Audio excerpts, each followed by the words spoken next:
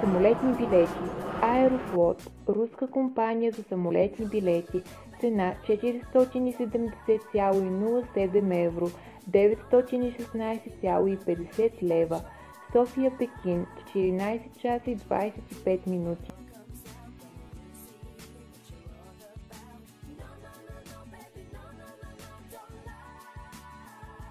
Пекин и София 16 часа и 20 минути.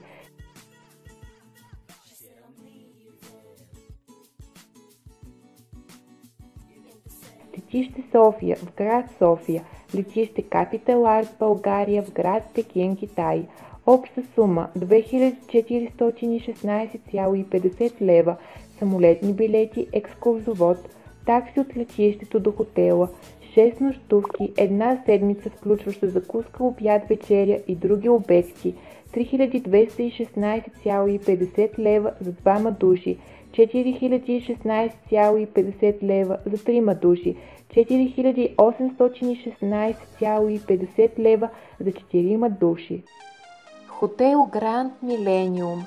Луксозният 5-звезден хотел Гранд Милениум в Пекин се намира в близост до централата на китайската телевизия CCTV.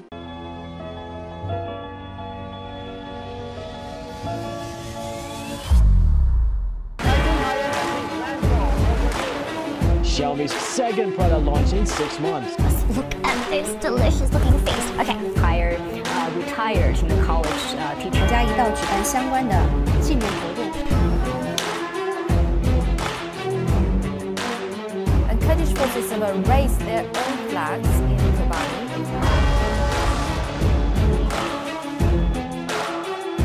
Join the conversation and have your say on the stories that are shaping our world.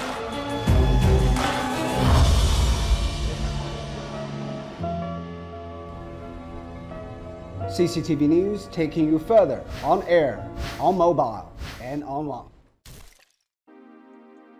Хотелът включва вътрешен плувен басейн, спа център и фитнес център, 4 заведения за хранене, безплатен интернет навсякъде в хотела и безплатен паркинг. Стаите в хотела са оборудвани с плазмен телевизор, мини-бар, сейф, баня с отделен душ и вана, халат и безплатни тоалетни принадлежности, прозорци от пода до тавана с невероятен изглед към града. Гранд Милениум предлага коли под наем. Домашните любимци като малки кучета и котки са напълно разрешени в хотела. В кухнята се предлагат изискани и разнообразни храни, включващи популярни ястия от китайската и световната кухня. Гранд Милениум е много силно търсен хотел. Получава наградата Хотел на годината през 2015. Цени. До 12 годишна възраст посещението на хотела е напълно безплатно. Над 12 годишна възраст цената е 302 лева, но специално само този месец има промоция покрай китайската нова година на 150 лева. Цената включва всички екстри на хотела.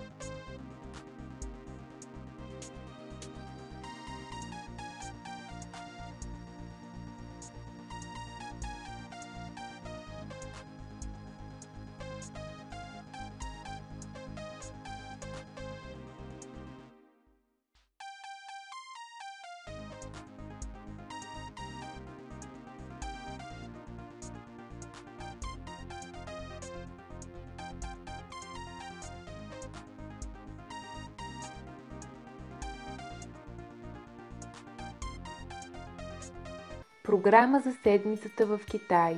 Понеделник. Посещение на Великата китайска стена. До хотела ви ще дойде такси, чиято цена е включена в общата. Препоръчваме ви да си носите шапки или слънцезащитни кремове. Обиколката ще се състои с помощта на екскурзовод. Обиколката може да бъде пеша или с превозно средство. Като приключите, вашето такси ще ви чака, където вие пожелаете. Но естествено, трябва да му съобщите, като му се обадите по телефона.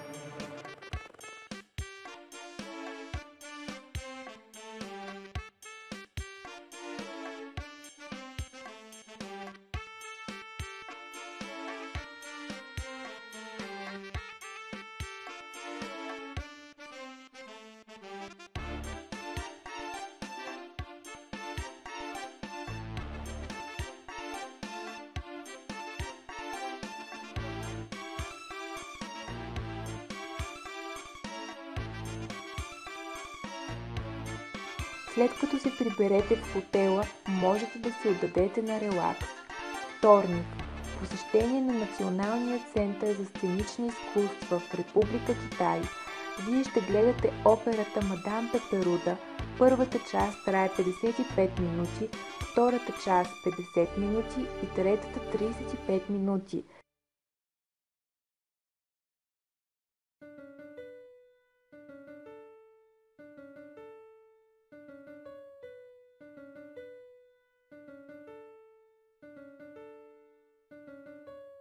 Сряда. Пекинския национален стадион. Ще имате възможност да гледате откриването на Олимпийските игри в Китай.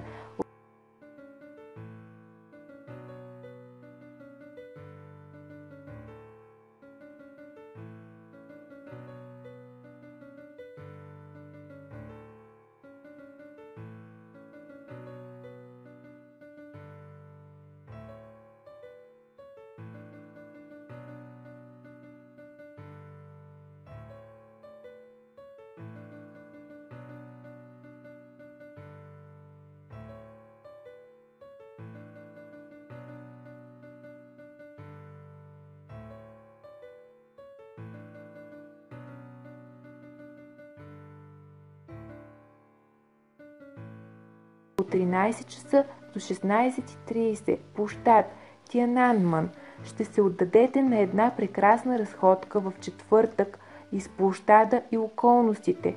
Това е денят, в който имате шанса да си купите сувенири и продукти за спомен от Пекин.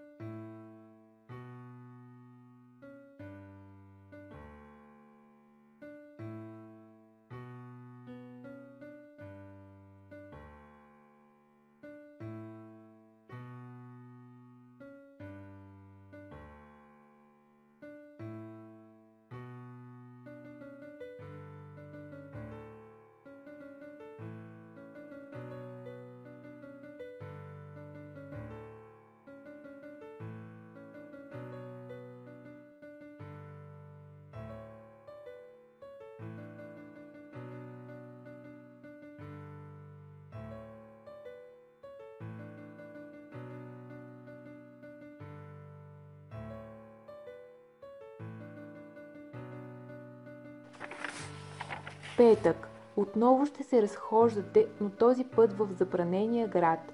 Там ще се срещнете с вашия екскурзовод и той ще ви каже и покаже историята, архитектурата и околностите.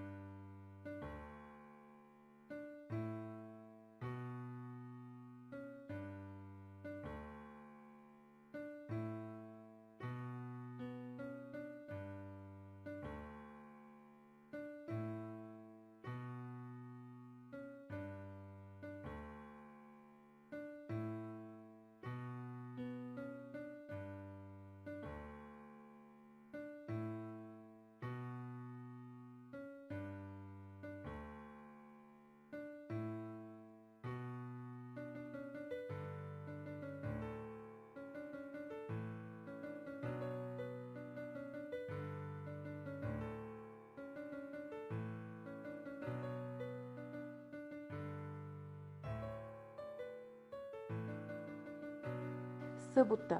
Може ли да отидете до Китай без да видите храма на небето? Отново ще ви очаква екскурзовод и след обиколката може да се присъедините или наблюдавате монасите да медитират. Неделя. Ден отдаден на пълен релакс. Този ден ще се възползвате от всички услуги и удоволствия на хотела.